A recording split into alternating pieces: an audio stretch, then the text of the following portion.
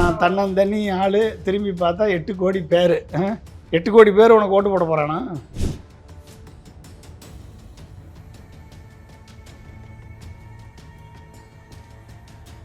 நீ வாட்டில் வருவ, எல்லாம் விஜய் தான் விஜய்க்கு ஓட்டு போடு. பின்னால் தெரியக்கூடிய தன்னையே மாற்றி கொள்ளக்கூடிய விட்டில் பூச்சிகள், ஆனால் உன் ரசிக குஞ்சுமணிகள் வேணால் ஓட்டு போடும்.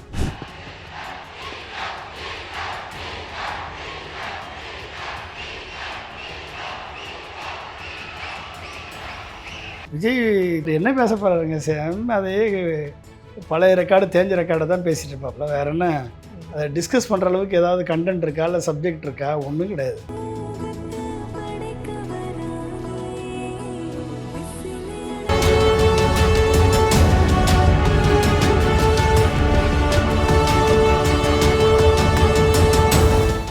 இப்போ பொதுவாக இப்போ எடப்பாடியோ இல்லை ஸ்டாலினோ எந்த அரசியல் தலைவர்கள்னாலும் பிரச்சாரம் பண்ணும்போது அந்த தொகுதி வேட்பாளர் கூடவே வச்சுருப்பாங்க. அவங்க பேரை அடிக்கடி உச்சரிப்பாங்க.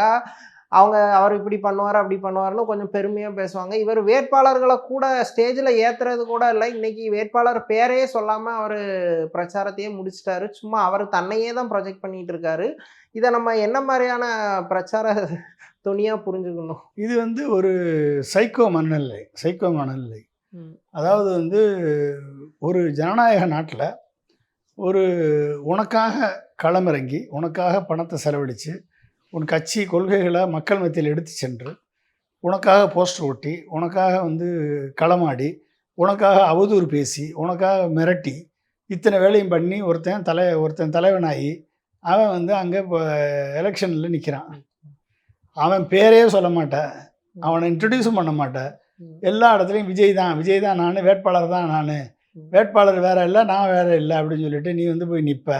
நாளைக்கு ஏதாவது பிரச்சனைனா உங்ககிட்ட வருவானாங்க தொகுதிக்காரன், தூத்துக்குடி தொகுதிக்காரன் உங்கள்கிட்ட வருவானா? நீ யாரையுமே பார்க்க மாட்டியா, உங்கள்கிட்ட எப்படி வருவான்? அப்போ நீ அதுலேருந்தே மக்களுக்கு நல்லா தெரிய வேணாமா? இவன் யாரையுமே பார்க்க மாட்டான், எவனையுமே பார்க்க முடியாது, செய்ய முடியாது. வேட்பாளர் யாருன்னு தெரியாமல் ஓட்டு போடுவானா? வேட்பாளர் இன்ட்ரடியூஸ் பண்ணவே இல்லை, இவன் யாருன்னு தெரியாது மக்களுக்கு, அவனுக்கு எப்படி ஓட்டு போடுவான்? நீ வேட்பாளர் இன்ட்ரடியூஸ் பண்ண மாட்டே, சர்வாதிகாரமாக செயல்படுவ. நீ எல்லாமே நான் தான்னுவ. எல்லாமே நான் சொல்கிறவன் யார்? சர்வாதிகாரி தான் அப்படி பேசுவான். ஜனநாயக நாட்டில் ஒரு சர்வாதிகாரத்தை மறைமுகமாக திரிக்கக்கூடிய வேலையை விஜய் பண்ணுறாப்புல. அதுக்கு பிஜேபி சப்போர்ட் இருக்குது. அந்த பிஜேபி சப்போர்ட்டை வச்சுக்கிட்டு அதிகாரிகளை மாற்றி பழியை தூக்கி அவங்க மேலேயே போட்டு, ஓகே, இப்படியெல்லாம் வேலை நடக்குது. அது மக்கள் பார்த்துட்டு தான் இருக்காங்க. ஒரு கண்டென்ட் இல்லை, ஒரு சப்ஜெக்ட் இல்லை. ஆனால் ஒட்டுமொத்த ஊடகமும் பின்னால் போய் பிஸ்னஸ் பண்ணிகிட்ருக்கு. அவன் போகிறத பார்க்குறான், பாட்டு நல்லா போட்டு கேட்குறாங்க அப்படின்னு சொல்லிட்டு அதை போட்டு குத்துப்பாட்டு போட்டு, ஓகே, குத்துப்பாட்டு பறை இசை பாட்டை போட்டு ஒரு வைபை ஏற்றி, அவருக்குள்ள ஒரு மார்க்கெட் வேல்யூ ஏற்றி, சினிமாக்காரனாவே இன்னமும் தன்னை சினிமாக்கார மாதிரியே நடத்திக்கிட்டு இருக்க அப்படின்னா எப்படி நீங்கள் போய் பார்ப்பீங்க? இப்போ ஒவ்வொரு தொகுதியில் இப்போ எத்தனை தொகுதி கவர் பண்ணியிருக்காப்லன்னு சொல்ல முடியுமா உங்களால்? 10 கூட இருக்கு. திருநெல்வேலியில் ஒரு இடத்துல பேசியிருக்காப்புல, எந்தெந்த தொகுதியிலேருந்து வந்தாங்க, இந்தந்த தொகுதியிலேருந்து வந்திருக்காங்க, இவர் கேண்டிடேட், அட்லீஸ்ட் பேரையாவது சொல்லியிருக்கலாம். இவங்க கூட பக்கத்துல நிப்பாட்டி விட்டுருந்தா ஒரு பஸ் இருக்குல்ல, அத்தம்பரிய பஸ். அப்ப எப்படிப்பட்ட சர்வாதிகாரியா, ஆணவத்தோட, அகங்காரத்தோட ஒரு நடிகன் இந்த அளவுக்கு இருக்கான் அப்படின்னா, நீங்க எப்படி அந்த ஆணவத்தையும் அகங்காரத்தையும் ஒரு மக்களாட்சி தத்துவத்துல நீங்க எப்படி மக்கள் ஏற்றுக்கொள்வார்கள்? மக்கள் எப்படி ஏற்றுக்கொள்வார்கள்? அப்ப திருநெல்வேலிக்காரன்லாம் முட்டாள, தூத்துக்குடிக்காரன்லாம் முட்டாள? நீ வாட்டில் வருவ, எல்லாம் விஜய் தான் விஜய்க்கு ஓட்டு போடு. பின்னால் தெரியக்கூடிய இந்த விட்டில் பூச்சிகள் வேணால் ஓட்டு போடுமே ஒழிய, பகட்டை பார்த்து, வெளிச்சத்தை பார்த்து தன்னையே மாற்றி கொள்ளக்கூடிய விட்டில் பூச்சிகள், ஆனால் உன் ரசிக குஞ்சுமணிகள் வேணால் ஓட்டு போடும். வேற யாரும் பொதுமக்கள் ஒரு போய் ஓட்ட போட மாட்டாங்க. அவர் விஜய் பொதுமக்கள் இல்லை, தொண்டர்களுக்கு மட்டும் இல்லை, வேட்பாளர்களே அன்அப்ரோச்சபிள் ஃபெலோவாக தான் விஜய் இருக்கிறாரா? ஆமாம், வேட்பாளர் யாருன்னே தெரியாதுங்க. ஓகே, ஏன்னா வேட்பாளர் எல்லாமே நானே தேர்ந்தெடுத்தேன். ஏன்னா ஒருத்தன் பேரை சொல்லுங்க. அப்போ நீ என்ன தேர்ந்தெடுத்த? எல்லாம் அறிய முடிச்சவைக்கு, பாலியல் குற்றச்சாட்டுக்கு ஆளானவன், ஆபாச வசைபாடினவன், குற்றச்சாட்டுக்கு உள்ளானவன், இன்கம் டேக்ஸ் டிபார்ட்மெண்ட் ஜிஎஸ்டி ஏமாத்தினவன் இப்படிப்பட்ட ஆளுகளாம் நீ சேர்த்துருக்க. 106 பேர் திமுக அதிமுகலேருந்து வந்தவனை சேர்த்துருக்க. அப்போ நீ எப்படிப்பட்ட ஒரு தூய ஆட்சியை கொடுப்ப? நீ தீவிர ஆட்சியை கொடுப்பேன்னு சொல்லி போட்டா எப்படி இருக்கும்? உனக்கு தத்துவமும் இல்லை, அரசியலும் இல்லை, கொள்கையும் இல்லை. திமுக ஃபோபியா மட்டும்தான் இருக்குது. திமுக திமுக திமுக திமுக திமுக ஃபோபியா மட்டும் வச்சுக்கிட்டு என்ன பண்ண முடியும்? ஒன்றும் பண்ண முடியாது. சார், அவர் ஒரு விஷயம் சொல்கிறார், காமராஜர், அண்ணா, எம்ஜிஆர் இவங்கெல்லாம் போயிட்டா என்ன நான் வந்துட்டேன் அப்படிங்கிற ரேஞ்சுக்கு ஒன்று பேசுகிறாரு. அவங்கெல்லாம் மக்களோட மக்களாக எப்படி இருந்தாங்க? தொண்டர்கள்ட்ட வேட்பாளர்கள்கிட்டலாம் எவ்வளோ நெருக்கமாக இருந்தாங்க? இவர் எப்படி இருக்கிறாரு? இதை விட காமராஜரையும் அண்ணாவையும் பெரியாரையும் எம்ஜிஆரையும் கேவலப்படுத்தக்கூடிய ஒரு செயல் வேறு இல்லை. நீ அவங்களுக்கெல்லாம் ஈக்குவல்னு விஜயை சொன்னால் அவங்களெல்லாம் வந்து உண்மையிலேயே வந்து இத்தான் பெரிய தலைவர்களை முத்துராமலிங்க தேவரை, அழகுமுத்து கோனை, இப்படி வரிசையாக பேர் சொல்லியிருக்காப்புல. ஒண்டி வீரன், வீரபாண்டிய கட்டபொம்மன் அப்படின்னு வரிசையாக பேர் சொல்லி இத்தனை பேரையும் கேவலப்படுத்துறதுக்கு இதை விட வேற எப்படியும் கேவலப்படுத்த முடியாது. அவங்க எல்லாரும் ஒன்னே மாதிரி இருந்தாங்களா? அவங்க எல்லாம் ஒன்னே மாதிரி. நீ என்னத்த வலி என்ன வலி உனக்கு? எங்கள் இடுப்பு பிடிச்சிக்கிச்சா, இல்லை கையை தூக்கி கை வந்து கையில் பிரச்சனையா? என்ன வலி? எதை தியாகம் பண்ணிட்டு வந்திருக்க உனக்கு வலி வந்திருக்கு சொல்லு. எதை இழந்துட்டு வந்திருக்க நீ? வந்து பெரிய விக்டோரியா மகாராணி பேரை மாதிரி எந்த எம்ஜிஆர் கூட சொன்னது கிடையாது. நாட்டுக்காக செக்கிழுத்த செம்மல் வாவு சிதம்பரனார், கப்பலோட்டிய தமிழன். கால் தூசிக்கு போயிருவியா நீ? முத்துராமலிங்க தேவர் சொத்தை ஃபுல்லாக அனைத்து ஜாதிக்கு எழுதி கொடுத்தவர். கால் தூசிக்கு போயிருவியா நீ? வீரபாண்டிய கட்டபொம்மன் வரி வட்டி திரை என்று கும்பனியாரை குடுமையை பிடிச்சி கேள்வி கேட்டவன். உனக்கு நரேந்திர மோடியை பார்த்து நடுநடுங்கிட்டு இருக்க ஆளு நீ இவெல்லாம் வீரபாண்டிய கட்டபொம்மனுக்கு கால் தூசிக்கு பெறுவியா நீ? சொல்லு. என்னத்தை நீ இழந்துட்டு வந்த? என்னத்தை நீ வந்து இழந்திருக்க? என்ன வழி உனக்கு? எனக்கும் அதான் சார் கேள்வி. அதிகபட்சம் ஒரு நாளைக்கு ஒரு 2 மணி நேரம் வெளியே வராரு, அதையே வலிங்கிறாரு. அதே வழி 2 மணி நேரம் கூட இல்லை, 1/4 மணி நேரம் வெளியே வந்து பேசுற நீ. அதுவும் அந்த வேனை விட்டு தள்ளி வர்றதில்ல, அந்த வேனுக்குள்ளே இருந்துக்கிறாரு. வேனுக்குள்ளே இருந்துட்டு வர உனக்கு வலி எப்படின்னா, உனக்கு இந்த வலியோட உன்னை வர சொன்னது? உன்னை யார் வந்து இவ்வளவு வசதி விக்டோரியா மகாராணி பேரன் பக்கிங்ஹாம் பேலஸில் இருந்து வெளியே உன்னை யார் வர சொன்னது? என்ன என்ன அசிங்கமா இல்லையா, வெக்கமா இல்லையா இப்படிலாம் பேசுறதுக்கு? இல்லை, அந்த விஷயத்த ரிப்பீட்டடாக சொல்லிட்டே எல்லா இடத்துலையும் அதை சொல்லிக்கிட்டே இருக்காரு. நான் எல்லா வசதியும் விட்டுட்டு வந்திருக்கேன், வழிகளை தாங்கி இருக்கேன். அதாங்க தேஞ்ச ரெக்கார்டு. நான் முதலே சொன்னேன், இது தேஞ்ச ரெக்கார்டு. இதில் வேற ஒன்றும் சரக்கு இல்லை, அங்கே பேசுறதுக்கு ஒன்றும் இல்லை. நான் கேட்ட கேள்விக்கு ஏதாவது பதில் இருக்கா? தேஞ்ச ரெக்கார்டு இதுகிட்ட வந்து எதை போய் நீங்கள் எதிர்பார்ப்பீங்க? ஓகே, என்ன வந்து ஒரு என்ன ஸ்கோப்பு? இன்றைக்கி வந்து எலெக்ஷன் கமிஷன் வந்து நீ சொன்னதுபடி ஆடுது. இன்றைக்கி தலைமைச் செயலரை மாற்றிருக்காங்க. DGP anti corruption, vigilance and anti corruption டேவிட்சனை மாற்றிருக்காங்க. ஓகே, அப்போ எலெக்ஷன் கமிஷன் நீ சொல்கிறத கேட்குது. இல்லை, இவங்க அப்போ அமித்ஷா வந்து யாரை பூஸ்ட் பண்ணுறாரு?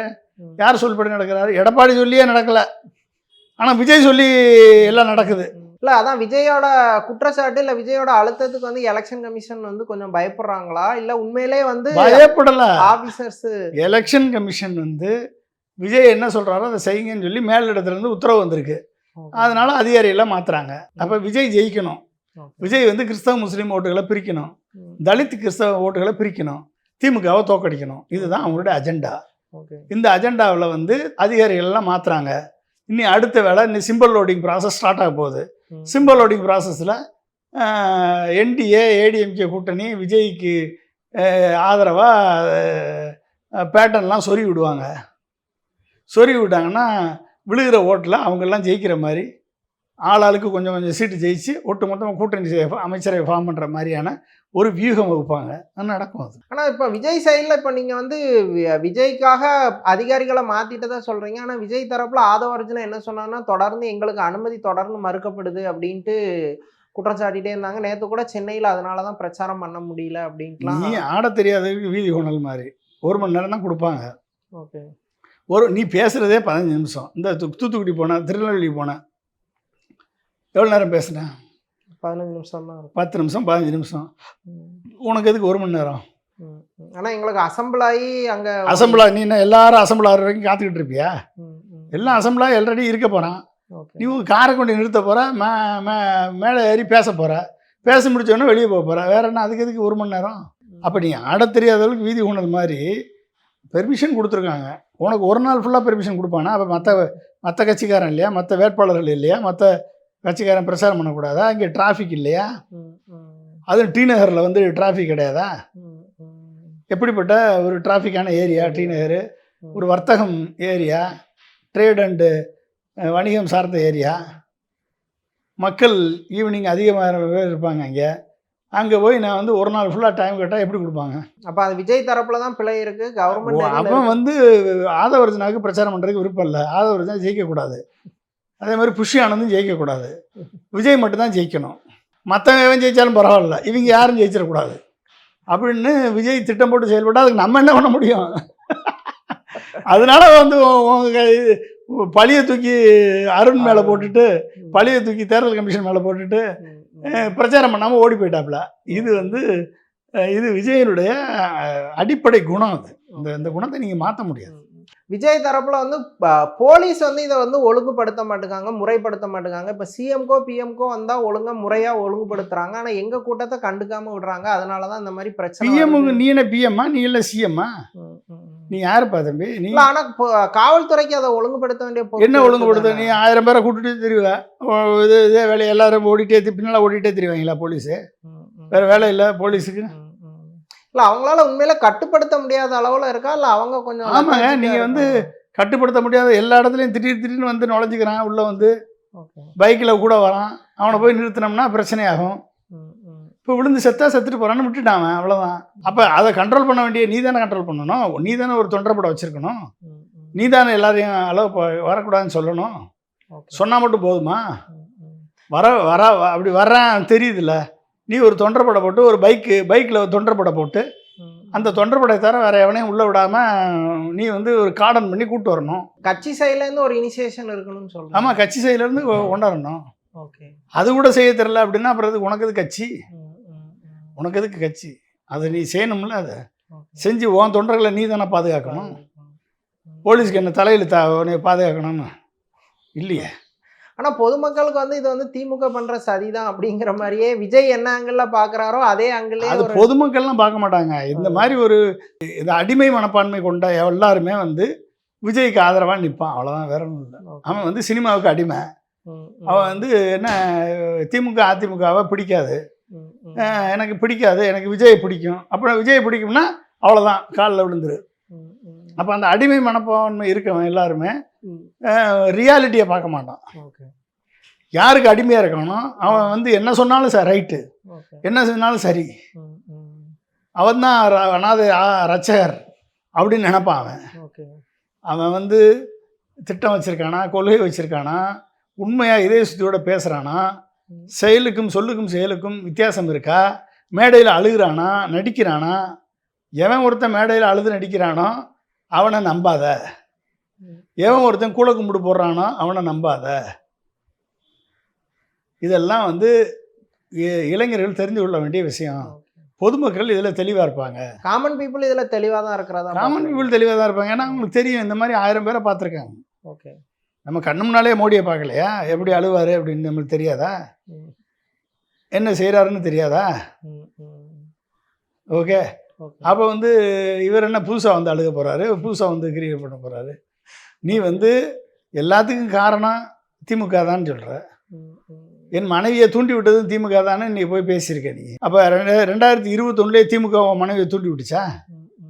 2021 உன் மனைவி பேரில் இருந்த சொத்தெல்லாம் மாற்றி உன் டிரைவர் பேருக்கு எப்படி மாற்றின?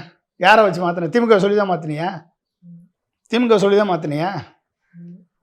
இன்றைக்கி டிரைவருடைய பையனுக்கு சீட்டு கொடுத்துருக்க, திமுக சொல்லி தான் சீட்டு கொடுத்தியா? உன் அஃபிடவிட்லேயே தாக்கல் பண்ணியிருக்கியா நீ? 2021 தான் பிரச்சனைன்னு சொல்லி உன் மனைவி வந்து சங்கீதா அவர்கள் கோர்ட்டில் சொல்லியிருக்காங்க. ஒரு நடிகையுடன் கள்ள உறவோட இருந்தார். அதை நான் கண்டித்த உடனே என்னை வந்து ஒதுக்குனாரு. என்னை தனிமை சிறையில் அடைச்சாரு. என்னைய வெளியே போகக்கூடாதுன்னு கண்டிஷன் போட்டார். இத்தனை வேலை பண்ணியிருக்காரு அப்படின்னு சொல்லியிருக்கேன். அன்றைக்கி தானே நீ வந்து 2021க்கு அப்புறம் வந்து சொத்தெல்லாம் மாற்றிட்டியே நீ. இது வரைக்கும் நீ வாங்கின சொத்து உன் அப்பா பேரில் வாங்கியிருக்கியா? அம்மா பேரில் இருக்கா? ஒய்ஃப் பேரில் இருக்கா? பையன் பேரில் இருக்கா? எதுவுமே இல்லையே. அப்போ நீ என்ன ஒரு ஒரு ஒரு குடும்ப தலைவன்? அவர் ஈவன் ஒரு குடும்ப தலைவராகவே ஃபெயில்ட் ஆயிட்டாருன்னு தான் புரிஞ்சு. ஆமாம், குடும்ப தலைவனாகவே நீ ஃபெயில் ஆகிட்டே. உன்னே மாதிரி ஒருத்தன் வீட்டில் இருந்தால் அந்த குடும்பம் விளங்கிருமா? அந்த குடும்பம் நாசமாக போய் தெருவில் தான் நிற்கணும். பணம் சம்பாரிச்ச என்ன நீ பெரிய விக்டோரியா மகாராணியுடைய பேரனா நீ? என்னமோ பெரிய வசதி வாய்ப்புகளெல்லாம் விட்டுட்டு என்னமோ பனையூர் பங்களாவை கட்சிக்கு எழுதி வச்சது மாதிரி, பனையூர் பங்களாவை வந்து 41 பேர் இறந்தவங்களுக்கெல்லாம் எழுதி வச்சது மாதிரி, 600 கோடி சொத்தை எழுதி வச்சது மாதிரி, நான் பெரிய வசதி வாய்ப்பெல்லாம் விட்டுட்டு வந்திருக்கேன். என்னத்தை விட்டு வந்திருக்கேன் நீ?